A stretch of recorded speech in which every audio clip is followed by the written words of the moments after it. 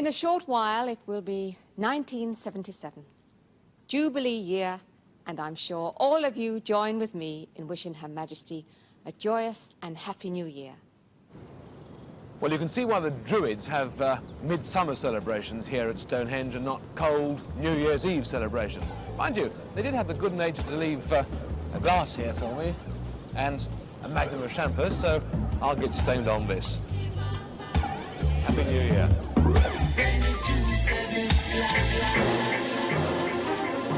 These people share Britain's most common surname. They're all called Smith, and they've come here from all over the country. Together they make up a statistical cross-section of the population. If you like, they're average British citizens. And because they are, it's likely that they'll represent the hopes, the fears and the attitudes that may or may not help to make 1977 a happy New Year. Not only for them, but for all the rest of us too.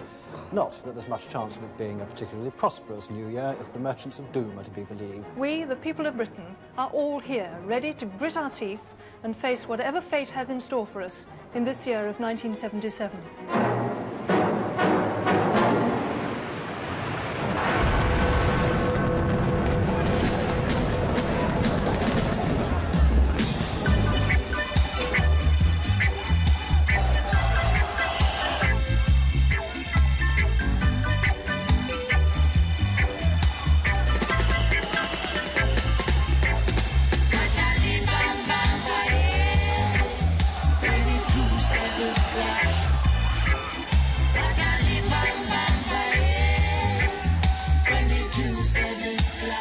Out wild bells to the wild sky.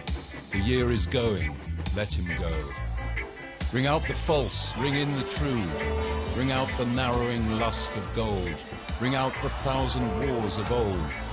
Ring in the 1,000 years of peace. Ring in the valiant man and free. The larger heart, the kindlier hand. Ring out the darkness of the land.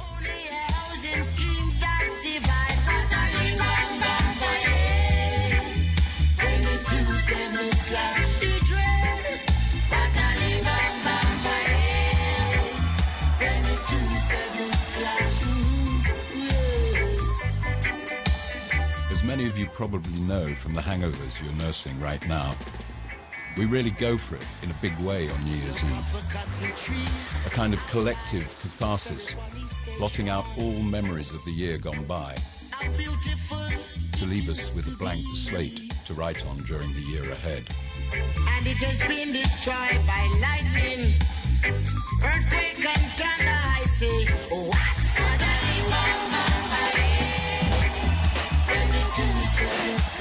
All years are special, some good, some bad.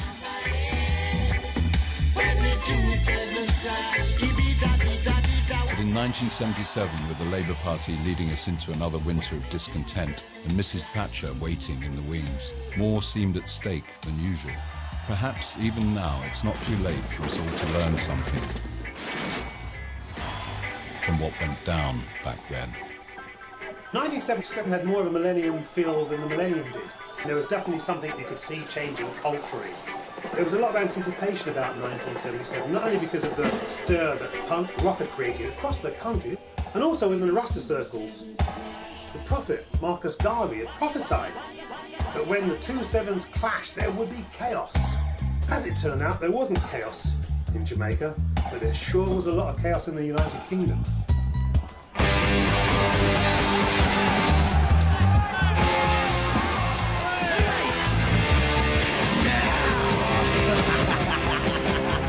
The two sevens did clash.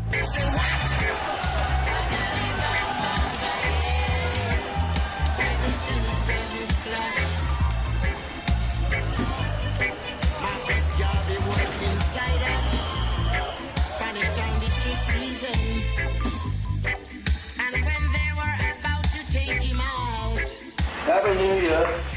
On New Year's Day 1977, a few months before they released their first album, The Clash officially opened the Roxy Club in Covent Garden and kick-started the year of the punk.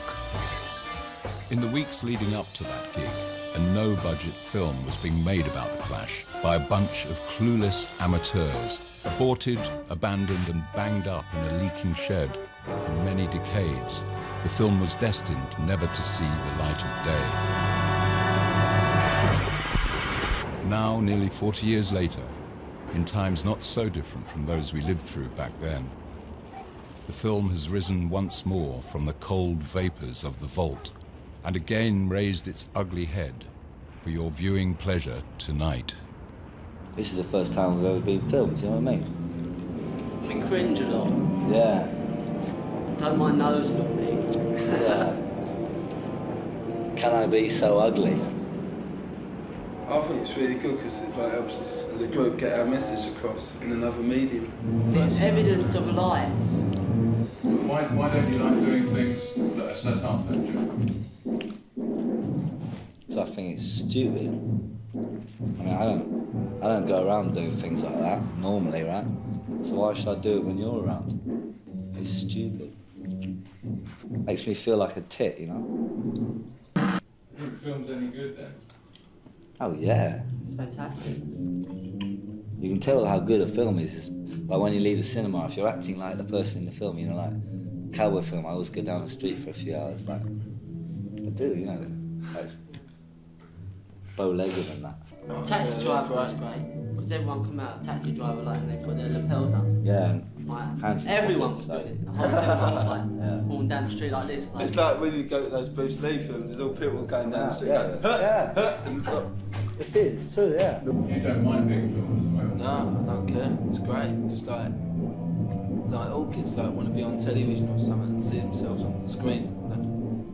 You got to remember, no one had seen themselves on video before. Great. Paris Spin.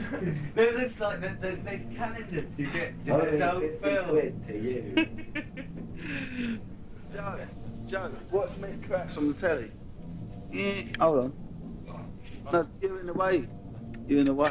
Okay, go. Yeah. Do it.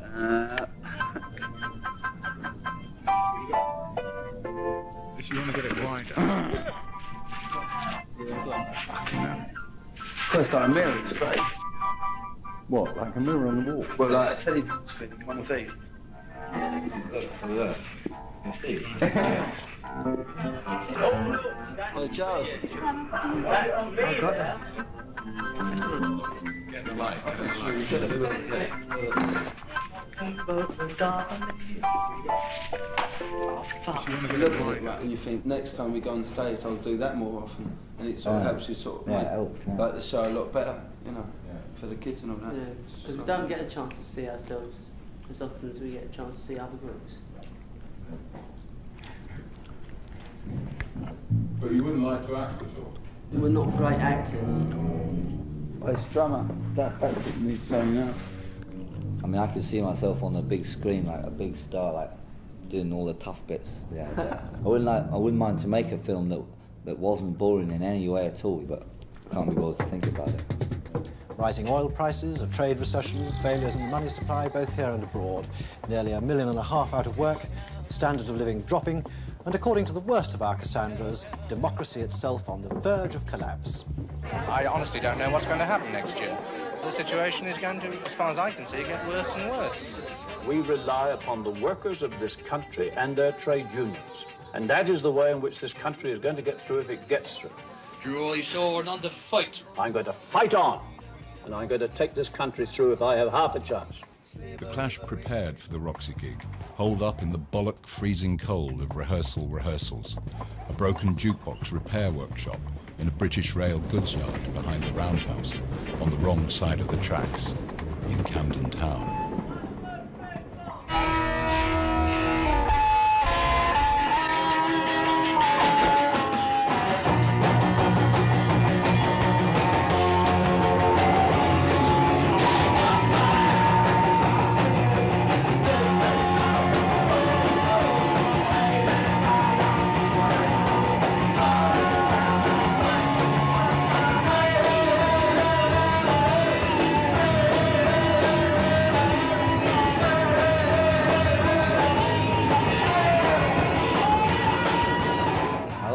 Seeing it when you can hear the music, you know. But before, I've only been able to see our group on a silent, homemade sort of family Norfolk Broads type camera, you know? And you couldn't hear the music, and it just looked like a bunch of lunatics all going like... Jumping about. You know, and you can't hear the music.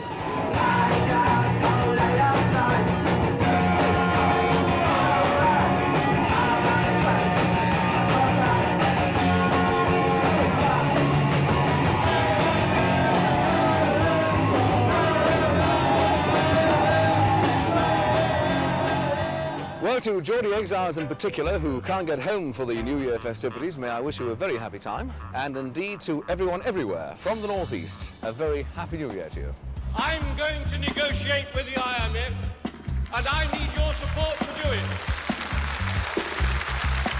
It means sticking to the very painful cuts in public expenditure on which the government's already decided. That's what I'm going to negotiate for, and I ask the conference to support me in that task.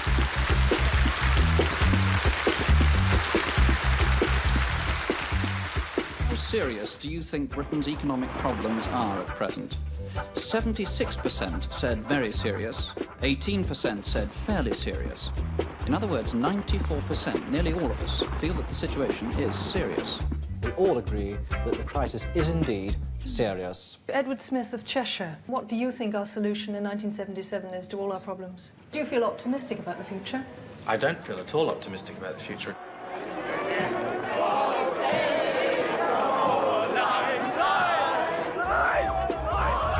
What are you yourself going to do? Well, if the situation doesn't improve, I would definitely think of going abroad and working abroad. Overnight snow up to 5 inches in places closed part of the M6 motorway in Staffordshire earlier this morning. Police say icy conditions will make roads treacherous this evening. I think it was the whole general atmosphere in England that's getting everybody down. That everybody seemed to spend all their time moaning and being unhappy. Mrs. Marjorie Smith, can I come to you? How do you view 1977?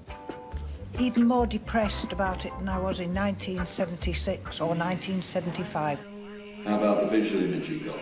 The way you dress? Yeah, this is something we really work on and something we really enjoy, you know. We want to look special, we want to look new, we want to look different, right?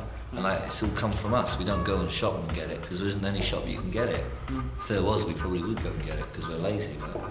It's too easy for them to go into the gym machine, right, get yourself a new coat of jeans when the old ones get too stinky. What's this here? Hate and War. It's the title of our new hit. Okay, right, let's put some paint in.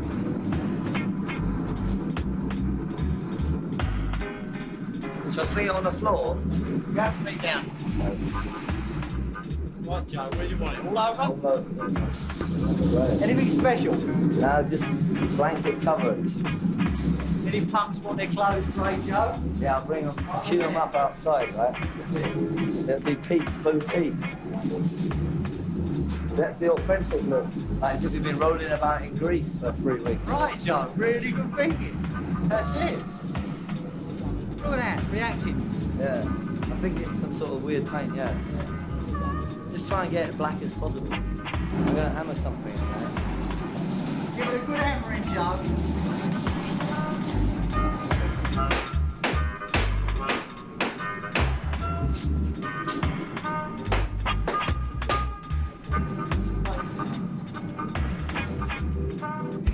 Well, it's been a very tough year with industrial troubles and economic strife, and we've all had to tighten our belts just a little. So, from Birmingham, a very happy New Year.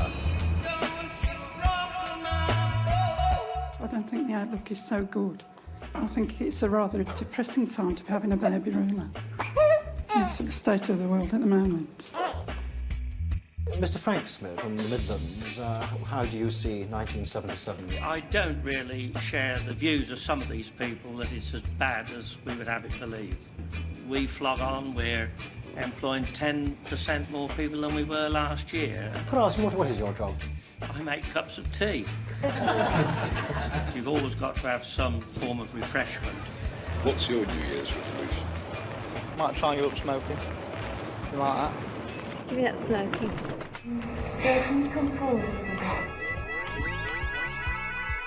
So where are you living now?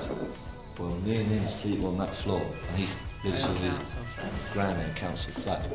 There's a whole generation of risen over the last 3 years. They're probably in 1972 were 13, now are 17. All these kids in this country are out of work as it is. with very little future ahead of them as they see it, and they've had nothing. We haven't got a lot going for us, and like there ain't much future for us. Like just as people, not talking about being a pop group, just as people in the first instance, you know, come out of school, do a bit of college if you're lucky, get bored with it. What do you all do before this?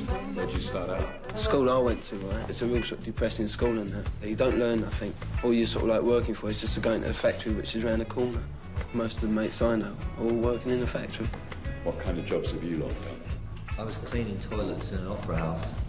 I was a student. I was an art student, man. Right, so I read Pete Townsend, Keith Richards. In the boats. And John Lennon. And all them people were gone, right? It's because art school become respectable, isn't it? Turn to your right. That's your left. And I just realised I made a mistake. And I just like thought it was better than work. All you get there now is like vicar's daughters and doctors' sons, you know? Get rich kids getting a lift in the rolls to the end of the road, right? And then walking out and pretending to be poor all day. I'll go like this. Which I went to, right? The government paid for me to go there, and it was a private art college. And like, all you used to do all the time is just go around nicking all their paint. And like, going out with the birds, right, and going up to their houses. And getting fed. And like, getting fed. Fucking great. And like, on the way out, maybe sort of borrow something for a time.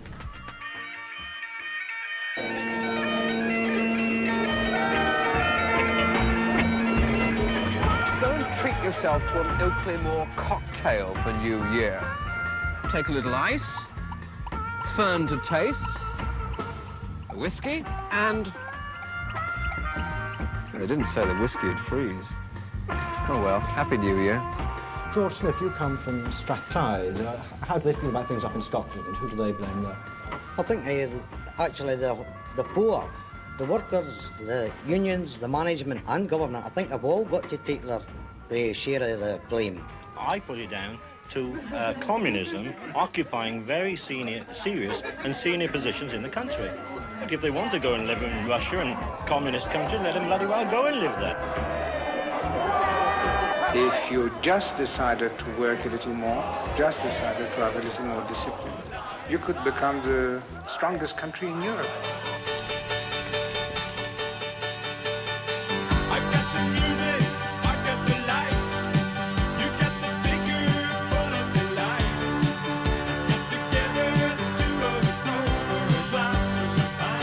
A situation has been created whereby boredom is set in amongst young kids without having really a musical expression of their own. If those kids have to watch Top of the Pops and see some old fart doing it, then what the hell is it to do with them? Look into my eyes and give me that smile, the one that always turns me on. The explosion that's been caused in London has probably arisen out of seeing one band, I think the Sex Pistols, doing it, and all of a sudden, you know, it's like a little spark just sets everything alight, and it set things alight. It gave people fantastic inspiration, young kids, and they all felt, well, yeah, if a guy can get up there and play 4 or 5 chords and make it meaningful because there's a guy up there saying something with it, then what the fuck, man? If we identify with that, then we can also find the same spirit to do likewise.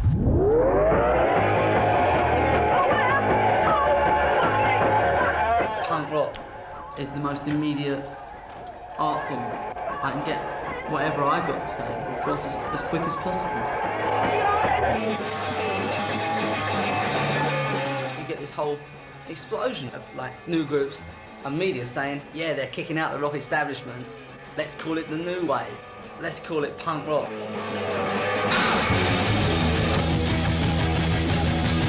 I got a feeling inside of me. It's kind of strange, like a stormy sea. I don't know why. The whole idea of getting on a stage and asserting yourself and announcing something or other is the criteria. It was inevitable that it should happen. Can you just hold it in between? Yeah, like that. We've got this rehearsal place here, right? Subway Sect use it, Sid Vicious and his new group use it, and like Keith Levine, who used to be a guitarist, he's going to use it. So And the Slits are using it. We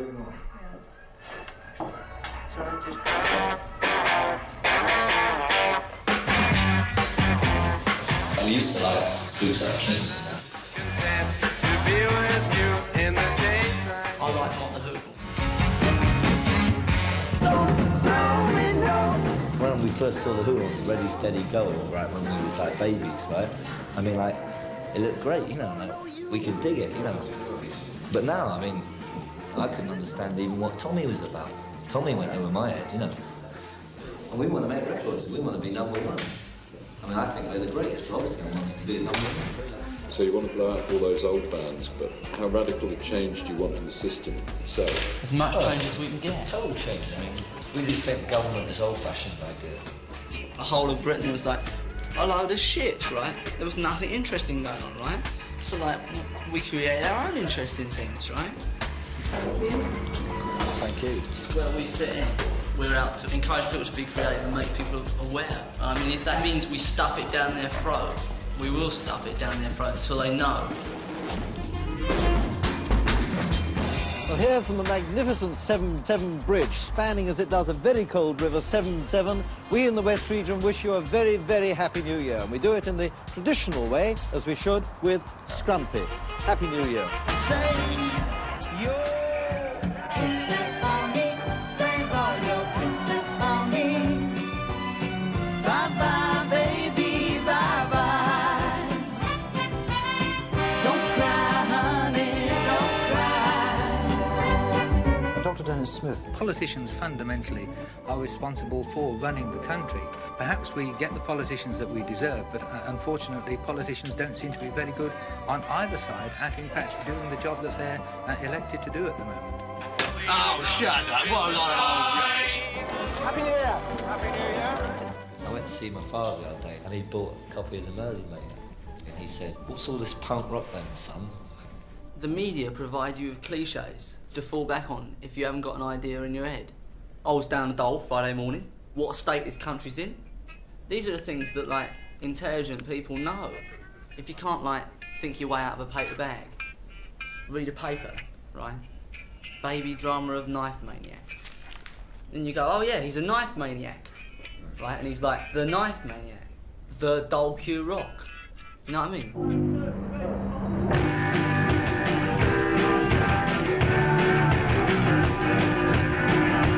Have you seen the News of the World? The punk goddesses, punkesses, and they make the Sex Pistols look like crowd boys.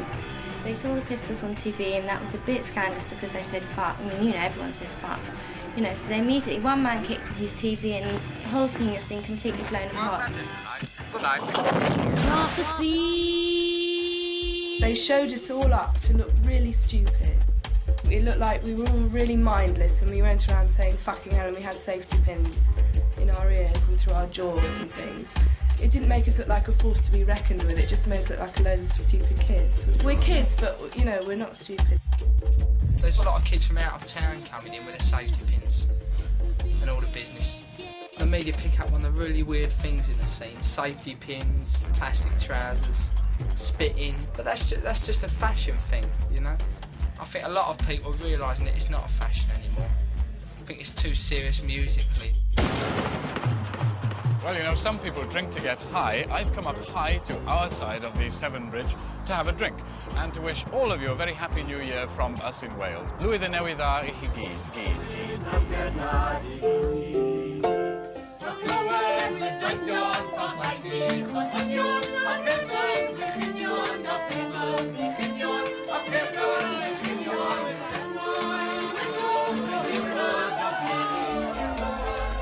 We are worried because I wouldn't like to see the bread going up. Oh, no. The meat, always, that's terrible, isn't it? We don't get much meat. I haven't seen beef for a very long, long time. It was never spoken. It was never like, we're going to consciously attempt to smash the musical, like, kind of establishment. But, like, that's what it is. We said, let's get a band together. It's better than them bands. You know, otherwise what we do is we go and maybe go and shoot them, plot an assassination. In you've got to have destruction before you can like start anything new, right? I think the Pistols are destroying everything really fine in a really good way, right? And then after that, you've got to have something coming up. The Sex Pistols are an idea. The idea is to threaten. The idea is to not allow conformity and not allow boredom to take place within your act. And the idea is to say something that would change kids' actual outlook on their lives. The Sex Pistol Anarchy tour, I mean, like, fucking hell. Talk about overreaction, you know. I mean, if it was 30 dates, 26 of them got cancelled, you know. Anything new they don't understand, they're afraid of. It threatens their whole existence, doesn't it? Well, as soon as the Sex Pistols don't become threatening, they ain't no longer the Sex Pistols. Fuck off! They must threaten the culture and use it and change it, make it something else. Then we have a whole new scene on our hands. Pistols decided not to play to the old stiffs. And I thought it was quite good. It's like, why the fuck should they? No, you don't do that sort of thing. Oh, right. But they want it all over the country, wouldn't they? So we have to go out and find places to play, like. We're really trying to get new places to go. Like there's some guy opening up a new club down in Deal Street in Covent Garden, Roxy Club. Neil Street, yeah. Neil Street, is it? Covent Garden.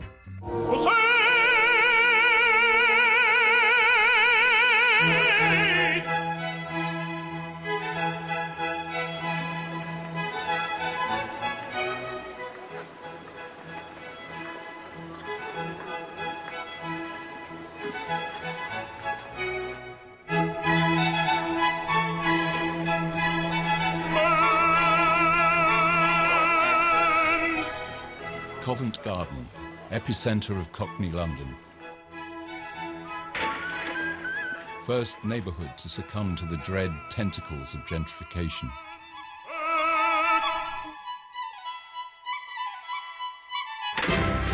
Home to the infamous Roxy Club, heart of libertine London, where high and low culture have always famously collided, cavorted and clashed.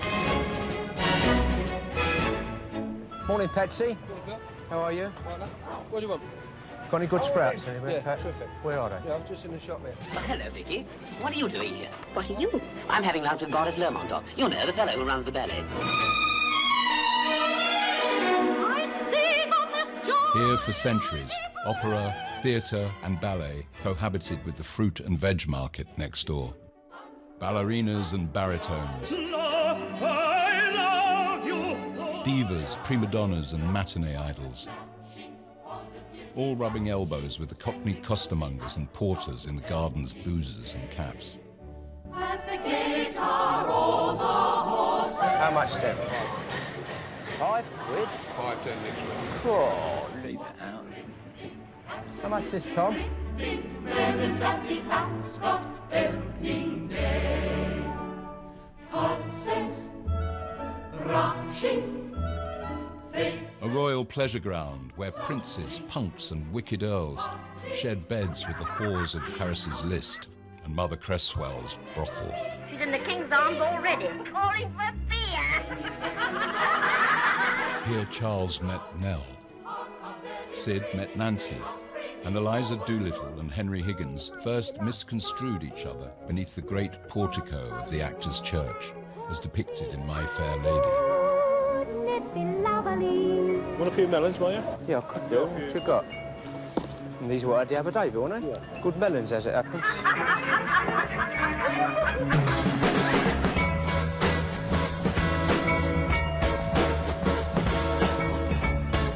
What a coil do I make for the loss of my punk? I storm and I roar and I fall in a rage. And missing my whore, I bugger my page. What's your favourite food? A finer bidder. Well then, what keeps you going? Beer. Birthplace of Punch and Judy, Turner, and the Muffin Man, who lived on Drury Lane. Filching pitch of Fagin and the Artful Dodger, host to the infamous trials of Oscar Wilde, Dr. Crippen, and the brothers Cray. A topsy-turvy place where rhubarbs and turnips were traded in the dead of night, and the market pubs opened their doors at 4 in the morning. Film star type of people, they like to come here and slum, you might say, and see the boys, you know. 3 rum and coffee. I remember the time once when Elizabeth Taylor and Michael Wilding was in this very pub, dancing and singing, really enjoying themselves with the boys, you know, because this is streets where anybody could come. Wonderful atmosphere. For over 300 years, Covent Garden had all this and more, until the over-congested market was finally closed down in 1974.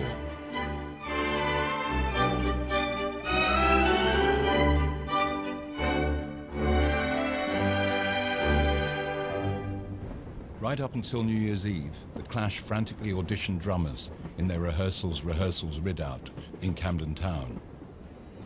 Their regular drummer, Terry Chimes, or Tory Crimes as Joe fondly nicknamed him, had had enough of Bernie's Clash course re-education program and was refusing to commit to play the Roxy gig.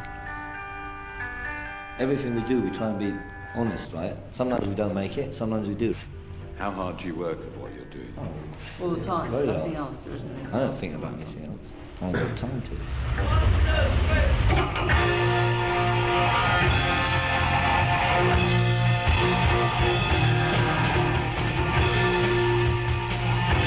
They went through 20 drummers, including John Moss, who went on to drum for Culture Club, still half hoping that Terry would change his mind, before settling on a temporary replacement in Rob Harper, who was reportedly scarred for life by the experience. Let's do that again, just rhythm. I mean, just no singing, right? Because I want the drum a bit clumsy or something. 1, 2, 3, 4.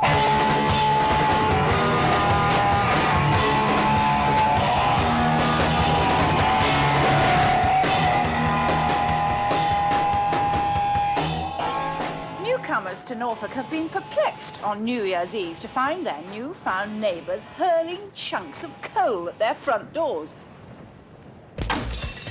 But it's not East Anglian vandalism, it's just our way of saying happiness and good luck for the coming year. This country's been sitting on its laurels a bit too long. It wants a joke to pull the people together. Nobody thinks about anybody else today. Everybody thinks just of themselves. The I'm all right, Jack attitude, which is all wrong. Leonard Smith, what's the cause of the crisis? I think small things that happen at school, perhaps. A child will perhaps cheek his teacher, and then it goes up from that. A man then becomes insulting to his boss. His boss sacks him, and then he's got problems there. Tom, how many pubs will you get through in a night? 4 pubs and about 18 pints, I suppose.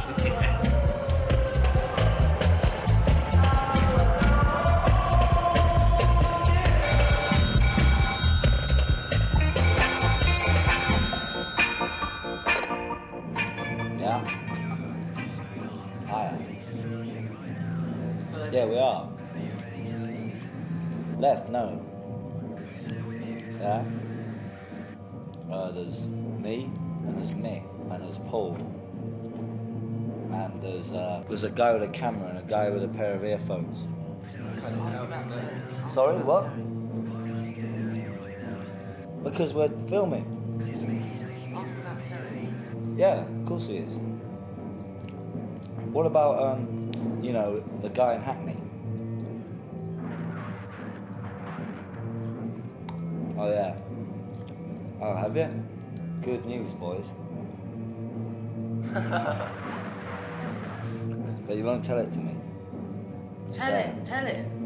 Come on, it's really important.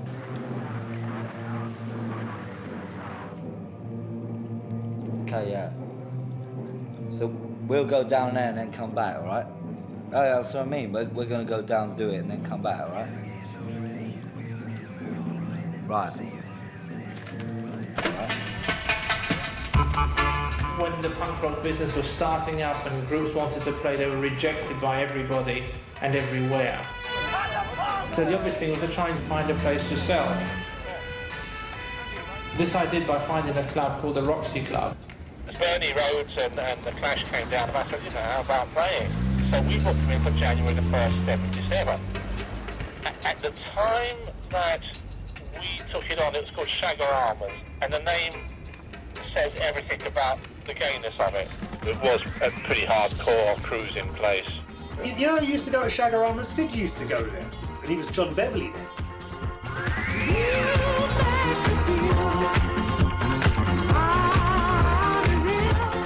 They really couldn't care less who they rented it to, especially a bunch of noisy young people, because they just said, well, look, we'll rent it to you for a year and we'll see what happens. They were planning to knock it down.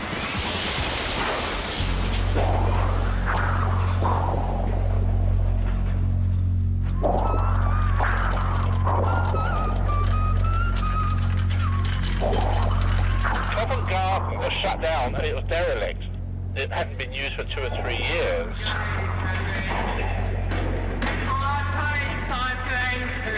It'd become a kind of wasteland, an inner city wasteland, where all these subterranean characters would emerge. And, you know, we're talking like gangsters and hookers and drug dealers and things like that. So it was a pretty scary place in the late 70s.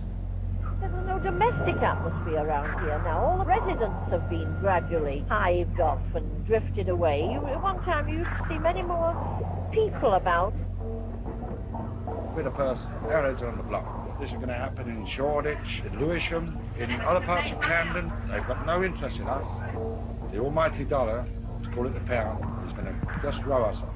We're going to be nothing. We're going to wash us off. When the Roxy opened January the 1st, 1977, for 100 days it really was the centre of the punk rock universe. I could go to the Roxy on the Piccadilly line, which is quite a way out, so it took me nearly an hour. I'd just get off at Covent Garden or Leicester Square if I was meeting my boyfriend. Covent Garden at the time was quite gloomy, Dickensian. You know, there were lots of lonely cobbled side streets and things, so I actually found it a bit spooky. And I actually found it quite scary to walk around on your own, or if you were just 2 of you. It was a much more seedy, dirty place than it is now.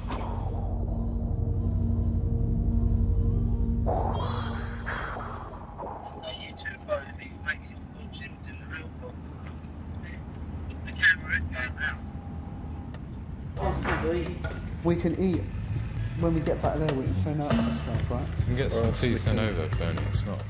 Well, if you like.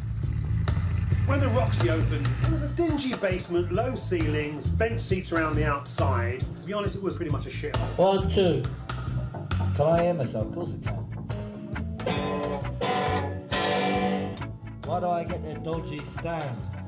They had a mirror at the Roxy at the back. No, I didn't notice it. I wish I had. I was watching the girl in front of it. Are they supposed to fall down all the time? Hey, Mick. See these boxes? What are they? Is that just... Set of monitors, you stupid cunt. Can't we stuff them somewhere else?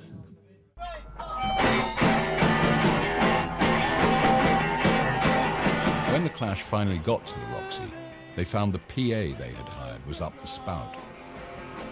But it was New Year's Day, and too late to find a replacement. The show had to go on. How much money do you make from your gigs? Rent. We ain't getting it. And we don't really get it. Don't get it. Most of it goes on PA, you know? Well, we want to get work the out for PA. yourself. 60 quid for a booking, right? Yeah. PA hire, good PA, right? We're a loud group, we need good PA. 55 quid, right? So you got 5 quid left, right? And I use a set of strings a night because I'm a vicious guitar player, you know? You want a drink or something to eat, and they are over the top in the red. So, you know, we made a loss. Where does the rest come from? Well, it's been provided, isn't it? By our generous manager. Our manager put money up. Every time we do a gig, he has to usually reach in his pocket. We're in Devon. Like most other places in Britain, we would wish you a very happy new year. But here in Cornwall, we'd say, Blethen knoweth da. Roy Smith from Bodmin. Say down in Cornwall and that the average wage is far below the standard of people here in London. And if you become unemployed, you get more through being unemployed than what you do if you're actually earning your living. So where's the incentive to work? Any resolutions? Do less work.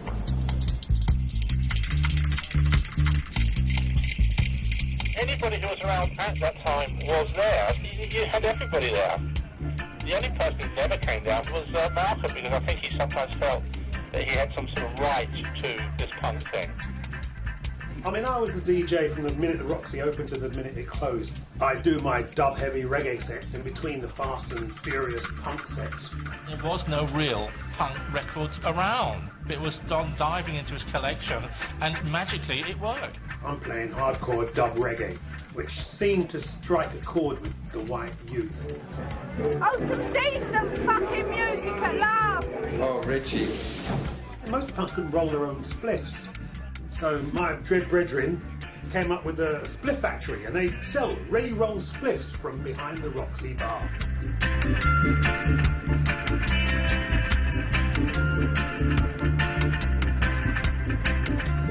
I'm invasion queen, really. Don't tell anyone that. We're doing something that we want to do. By playing, I'm doing everything I want to do. That's why I started playing. One day I didn't play, and the next day I did play. When I'm playing in a group and things are going on, I feel like as if I'm doing something good, you know? I mean, it goes up and down, but I mean, so is everything.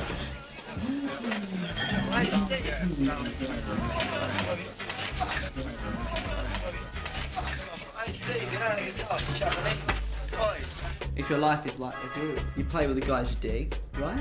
And you forget about the blokes who are like arseholes. But if you're a bozo and an arsehole, you're an arsehole. You know what I mean? Like, you come on like an arsehole, you say hello, and like they don't say hello, they say I'm an arsehole. I just happen to be meeting more of them at the moment. I try so hard to be nice.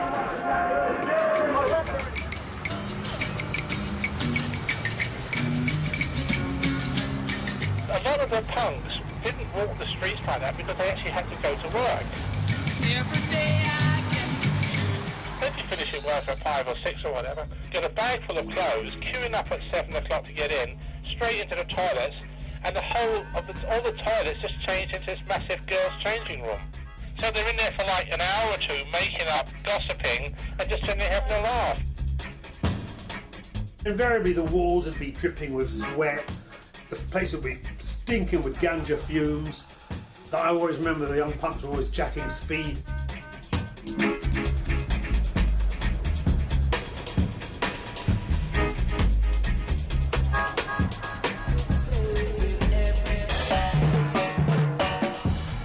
Do you have any resolutions?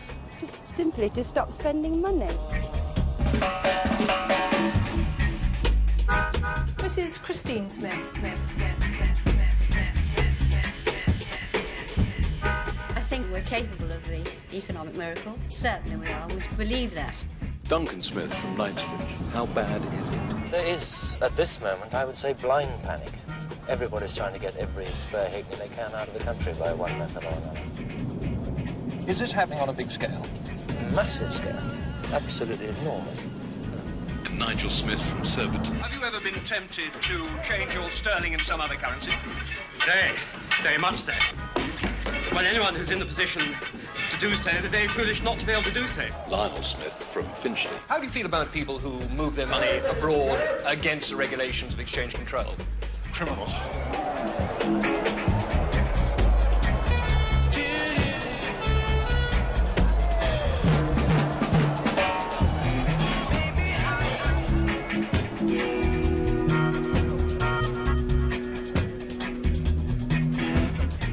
Despite their PA being on the blink, the Clash had committed to playing 2 sets that night as the new year was ushered in. On one big fiery flying roll, the Clash roared through all the key songs that would feature on their breakthrough first album a few months later. As the clock ticked down to midnight, they tossed them out like firecrackers into the crowd, kick-starting the year of the Clash. Hey Mickey, the amp don't work. What do you feel like when you go on stage? Comparatives.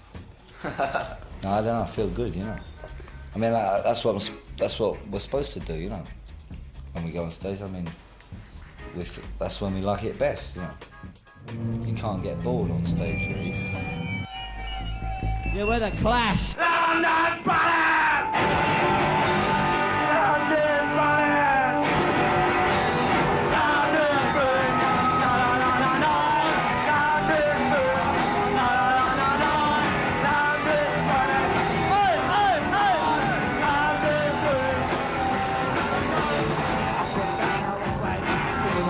yellow light.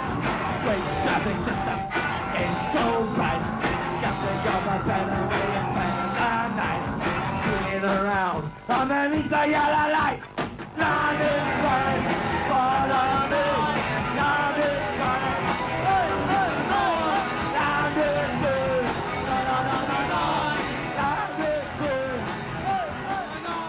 I wrote it in a old sort of disused house near the Westway, and then I went up to see Mick Jones in the block, and like we kind of whipped it into shape up in his flat, and it was kind of like a quick one, you know, like you think of it, write it, finish it, and it was all over quick.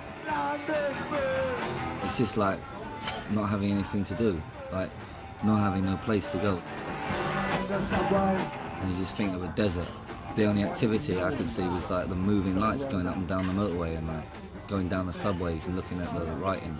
And it's like Wednesday night, and it's the same as Thursday night or Friday night. I just felt the whole place was like bored as hell, driving about and watching TV and stuff. So it was like London was burning with boredom. I wrote it to get rid of that feeling. I love the empty stone, 'cause I'm all alone.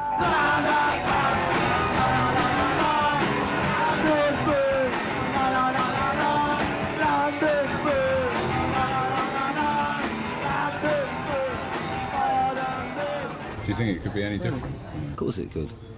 It could get better, it could get worse. I mean, what's going to make it get better? More lunatic personalities actually doing things, more people doing honest things and not like trying to pose or ponce about. What do you mean by honest? Just to do with something, mean something, to feel something so bad about something that you do something about it.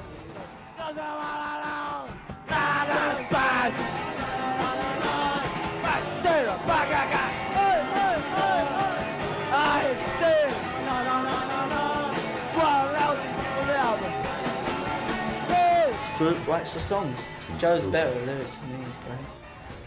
Fantastic turn of phrase, you know. He's always taking notes. When it comes down to the tunes, I nick them.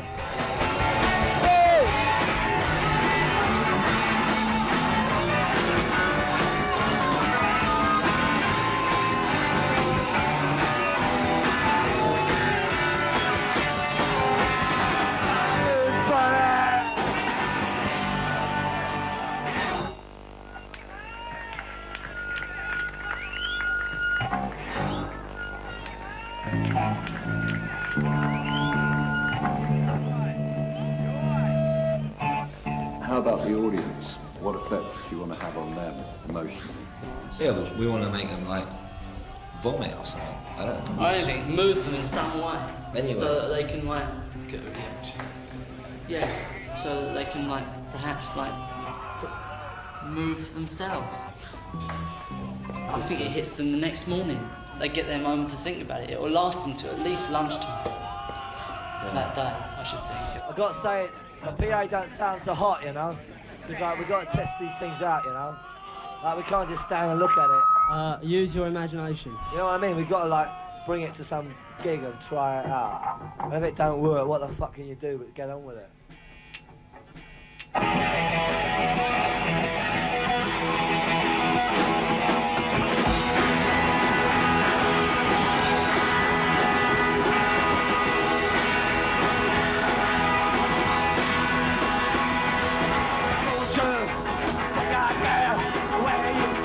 Shirt. I don't wanna do American girl. Oh yeah, you look so cool in your cowboy boots. See them on JC. You look so cute. I'm so bold of you. I'm so bold. USA, what can I do?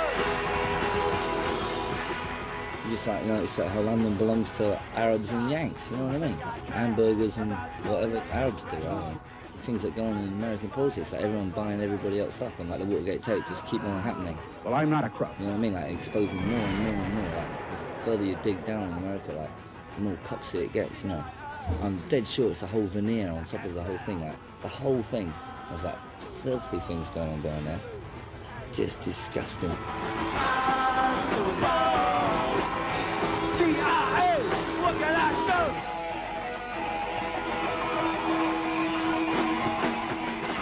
Who wants to wait an hour for King Kong to appear? They should have called it King Turkey. Texas Chainsaw Massacre. I think I care about your latest record. Must be by the Grateful Dead. I used to listen, you know, when I first started playing the guitar to like American music, like blues music and Chuck Berry music and Bo Diddley music. And then you listen to like people from the 60s copying their accent, just dead centre. Like Mick Jagger sounds just like Bo Diddley, so it's what a cornball thing it is to do, to go on about my automobile doing 95, boom with a bumper on side, you know, all that shit. You just think how corny it is, and like, but it don't get you anyway, you know what I mean? You just think it's stupid after a while, so you get bored with it.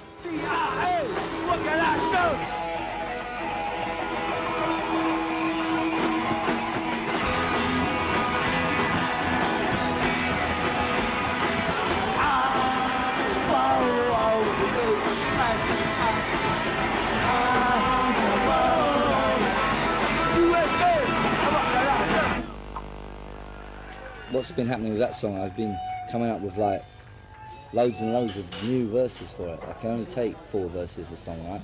I keep coming up with loads and loads and like whopping new verses in there. They just get closer every time. But sooner or later it'll stop and that'll be dead centre, and then you leave it. When they're written down, they don't have any life. That's a replica of what it is, right? What it is when you hear it. That's the it. It ain't a poem or anything. You might want to hear them in the air. On the dole since leaving school, Carol Donnelly had nothing to do but go blackberrying with her boyfriend. It just seems a waste of time, you know, to have spent 4 years in this place, for the government to have pumped in so many thousands of pounds and actually training me to supposedly be somebody who can go out and do a specific sort of job. It seems a waste of money to, at the end of it, just to put me on the dole queue.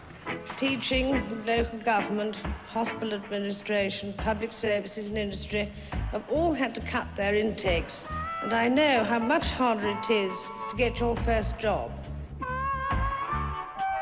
How much extra unemployment will your additional and immediate cuts in public expenditure add to the already rising total of unemployment? Very, very little indeed. What do you very, call? Very small. What do you call? Very small indeed. What do you call a very little unemployment? Are we talking about another 100,000, another 500,000? Oh, no, less than that. Less than that.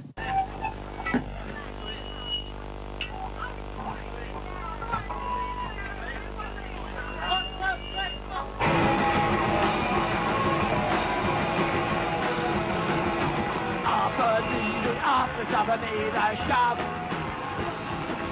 They can't unvalidate anything they got. Do you wanna break tea? A BBC? Wanna be? You wanna be a cop? Fair opportunity, you wanna never stop. We should be up when you keep you at the top. Fair opportunity, one never know. I hate the army. Alright, I don't wanna go fighting the Jonathan. I hate civil, still this room. I was going let us fall. Fair opportunity, the one that never stops. Every somebody up you, keep you at the top. Fair opportunity, but never now. I think it's a comedy number. Career opportunities and one that never not. It's like a great line, right? Get a job, you know. And like we thought it was a great subject just because all the time you spend in them offices, like going in and out of those boards plastered with jobs like evening work, tailor's work, toilet work, shift work, part work. A poster at the end saying, come and join us, you know, traffic wardens, so come and join us, be a man with the police. It kind of like has an effect on you, you know what I mean? You just realise that if people are working and got their nose in the factory for like 40 hours of a week, right, they're going to be less harmless than someone who doesn't have his nose in the factory for 40 hours a week, right? So that's what jobs is for.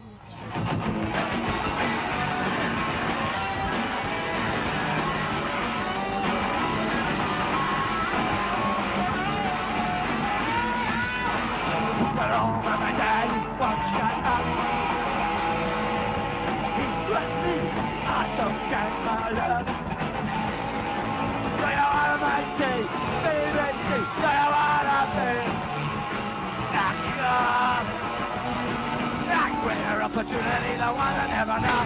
Every job they offer you, you have the job. Their opportunity, never got a job. I'm kidding.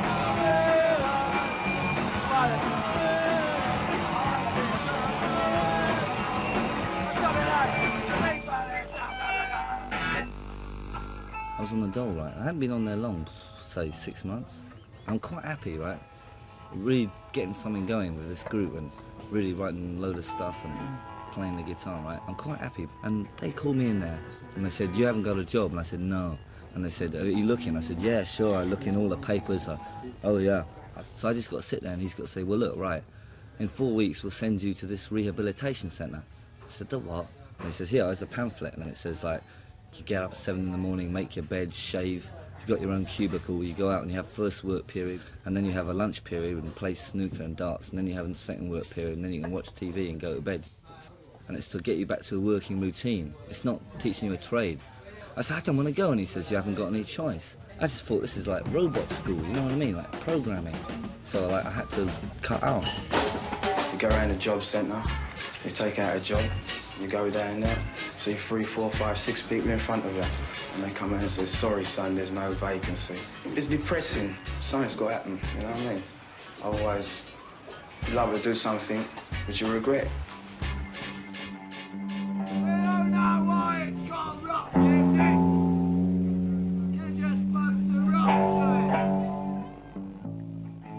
To me, it's about breaking sort of like old rules. All this you should do this, you should go to work. It's about finally saying, look, no, we shouldn't do this because Britain's fucked up, it's going down the drain. Yet still people are saying, well, you should have a good job. You know, if Britain's going down the drain, I don't care, you know? Yeah, it's like these people made me sick. You know what I'm talking about? Sound, you know? Raffola. What?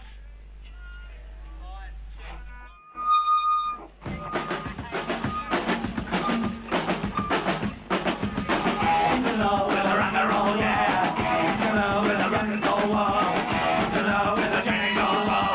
He's got light pouring up now. Hello, with a rock and roll wall.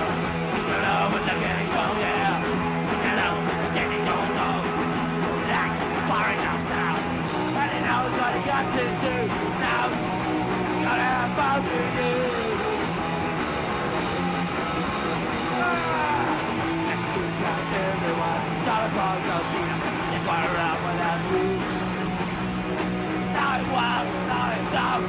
It's like a pop tune because it's got like good rhythm. It's just 5 minutes on a Wednesday night and your mind's of some skull-brained idiot working in the city. You know? A quick flash in his dopey bucket head. Stuff like cars and girlfriends and Janie Jones and Paola and their jobs and their boss and what he feels, but he daren't say it, you know what I mean? He feels he's got a grudge, but he daren't say it.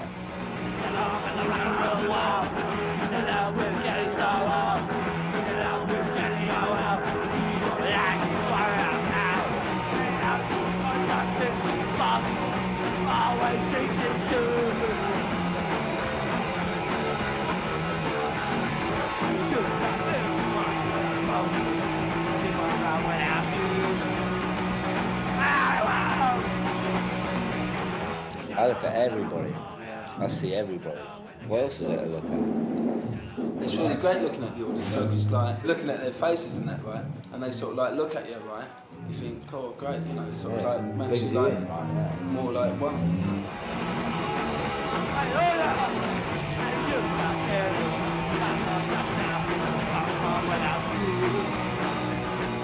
You don't look at your instrument that much, do you? That's the trick, right?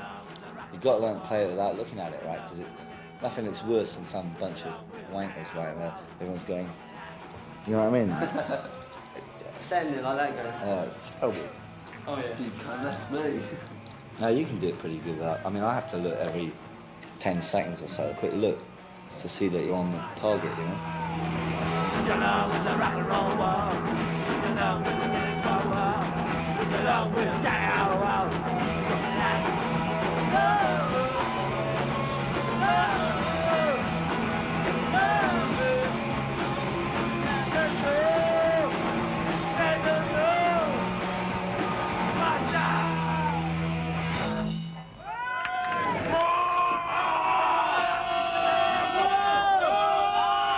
Suddenly you're getting an awful lot of energy that you might get from a Led Zeppelin or from a heavy metal band that was coming across the footlights from this little stage tucked away in the Roxy. The money merchants are here. The guys who are flashing the greenbacks are here, and they want a piece of the action. Which is the only reason why I seem to be meeting more the guys who, like, know nothing. I think the rock and roll world is a fucking waste of time. I have no interest in it, right? I think it's over. I started going places where the youngsters shouldn't go. I got to know the kind of girls it's better not to know. I think the industry took over a long time ago. I don't know who they're speaking for. I certainly don't think they're speaking for the kids in the streets. Every rebel always says he doesn't want to become part of the establishment, and this is nothing new. On the other hand, there are bands that recognize that what they're in the business for is the music that they're making, and the place for them to get the widest audience with a record company that can merchandise, market, expose them to the widest public. All of a sudden, all the groups are sunshine breakfasts. Their main objective is to sell cornflakes. Ours is to move forward. We have nothing in common.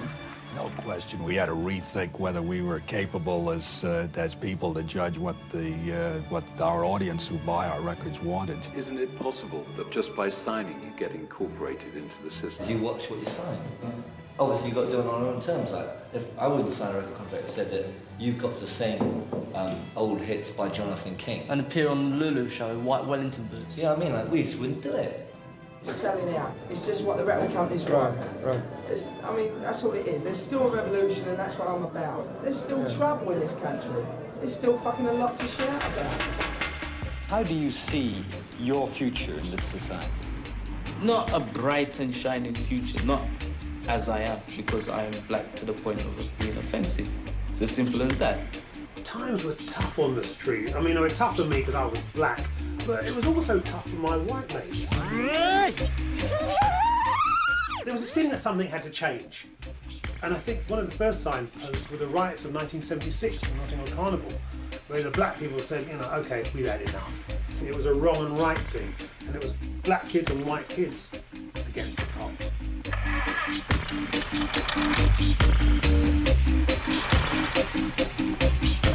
Me and Bernie and Paul, we went down the carnival, right in the middle of it.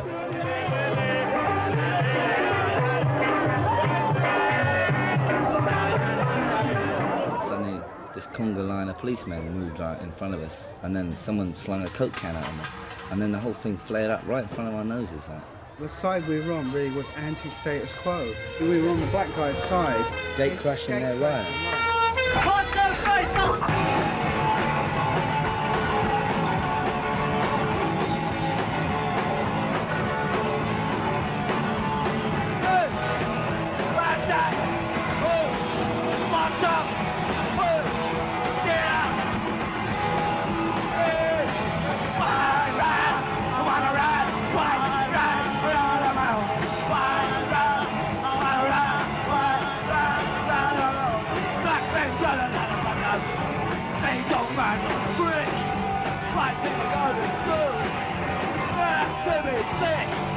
Everybody does. That's what they call it. Nobody wants. Don't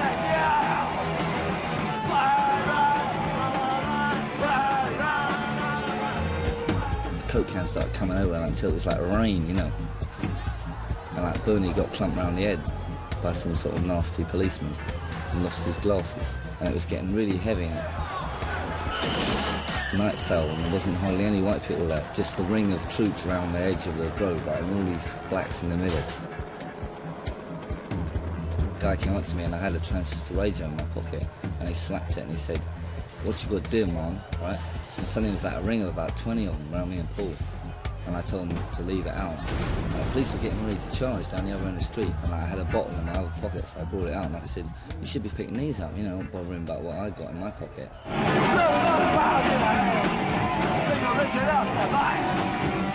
We walk the street, kick out the evil trying. Everybody watch the door do it.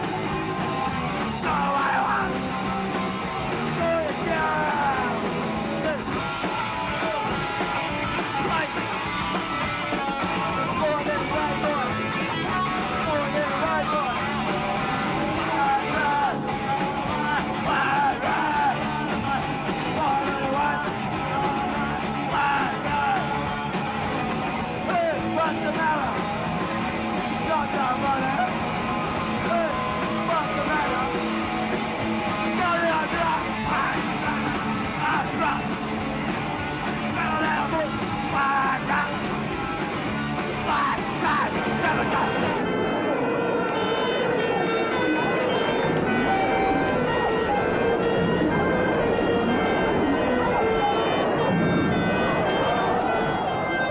Paul kind of, after that, we trudged home like dejected, right? We got home, we had a cup of tea, and like we weren't saying anything, right? And it kind of felt bad somehow to get done by both sides of a riot, you know what I mean? Like, but like, I just realised that that was other man's business.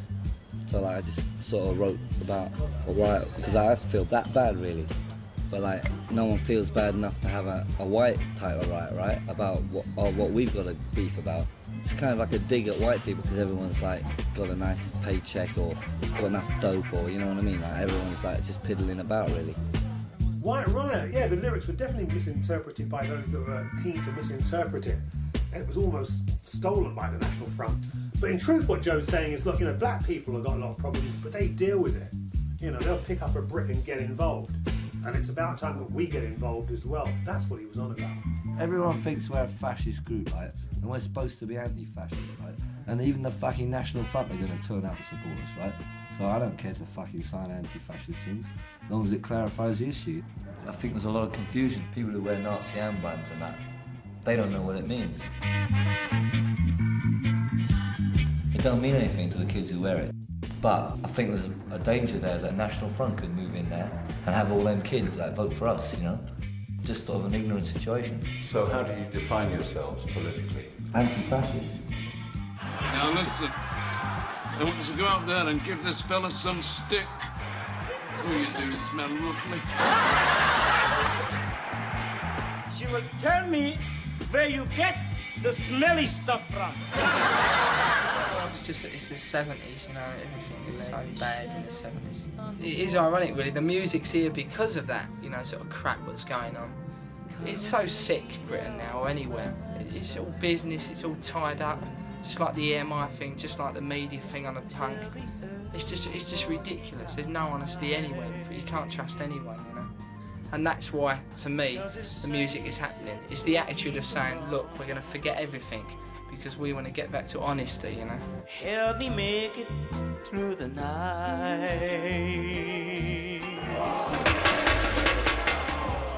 Big business and the government are like stacked against anyone. Every time you go in a cafe, the prices are up a bit. So it just gets tighter and tighter. Like a kind of repressive sense. You know, in the next couple of months, this country's going to have it really hard. The next couple of years, maybe. But I do believe that if you do it in your own way, you have 2 years of hardship, and I really mean hardship, you might get out of it. We ain't started yet, right? I hope I go to heaven. I don't want to win. Thank you.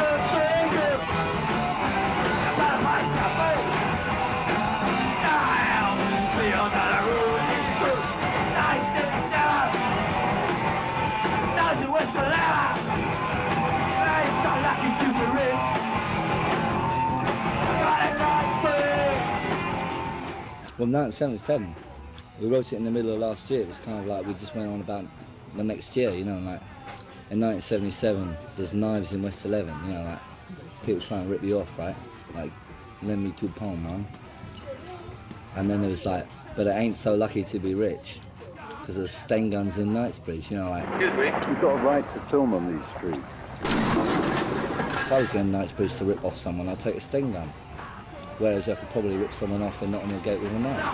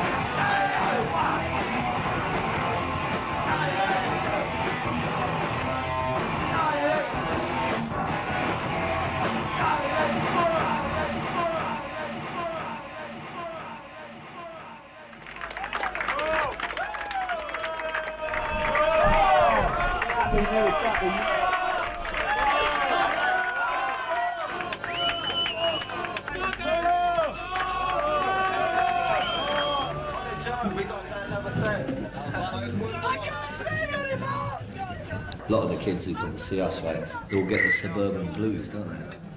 You talk to them after a gig, they've got to go back to Crawley, Newtown. Basildon. Basildon, yeah.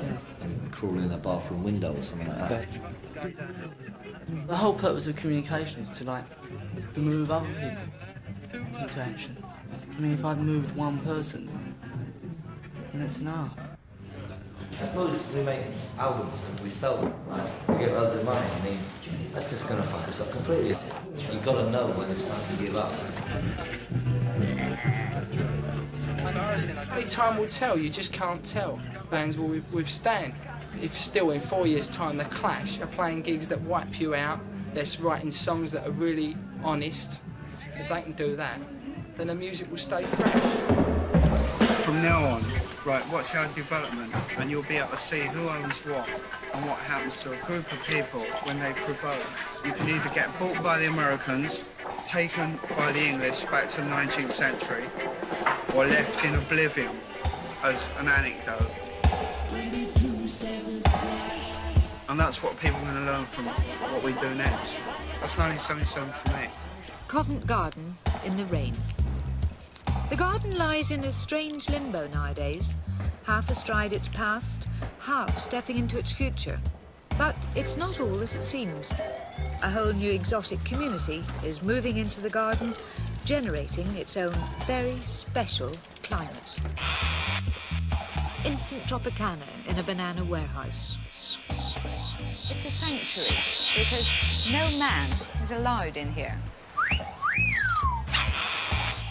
We're walking an economic high wire, and if somebody jerks the rope, then it makes it that much more difficult, but you've still got to get to the other side of the chasm. What happens if we fall off that rope? Oh, if we fall off, then we're in trouble. Just a final word of reassurance. When we do leave here, we're going to be revitalised, our batteries recharged, and really we'll be ready for anything. And when they were about to take him out, got a whole array of young bands finding rock and roll meaningful now in this country, either by being in a band or by participating in a club and really feeling that they actually are part of something that they hope will transcend the music scene and give the power back to the kids. Does someone want to cut the cake? I'll cut it. You cut it and I'll eat it.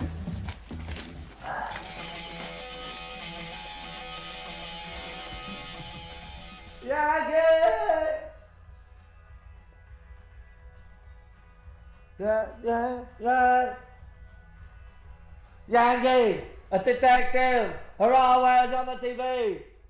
That's the cause of the murder. But every 10 seconds, I knew. I think I care about your boxy baseball shirt. I'd rather wear nothing than look like I'm ready to bat. I'm so bored with the USA.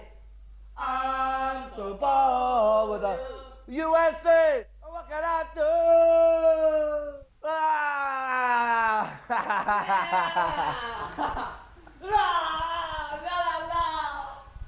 Alright, do you want us to just carry on? I'm bored with this, so we finished.